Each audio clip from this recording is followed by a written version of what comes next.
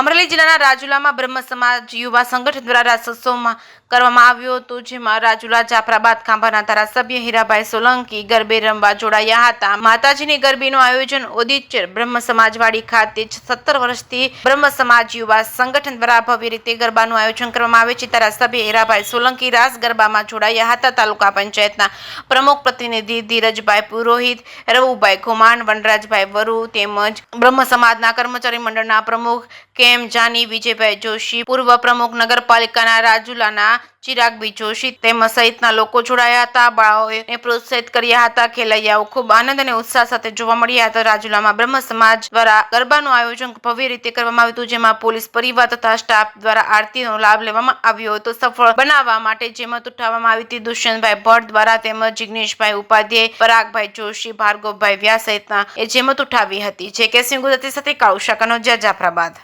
ચિરાગ જોશી, રાજુલા. બ્રહ્મ સમાજ સમસ્ત યુવા સંગઠન રાજુલા દ્વારા આયોજિત રાસોત્સવ મહોત્સવ રાજુલામાં ઉજવાઈ રહ્યો છે, ઔદિચ બ્રહ્મ સમાજની વાડી ખાતે. સાથે સાથે સમગ્ર રાજુલા શહેરમાં ખેલિયાઓમાં, ભક્તોમાં અનેરો ઉત્સાહ જોવા મળ્યો છે. રાજુલાના જાંબાઝ ધારાસભ્ય હીરાભાઈ સોલંકી પણ રાસોત્સવમાં ભાગ લીધો હતો અને ગરબે પણ ઝૂમ્યા હતા. સાથે સાથે 300 જેટલી દીકરીઓ, બાળાઓને આયોજન કરવામાં આવે છે ઇનામ વિતરણનું.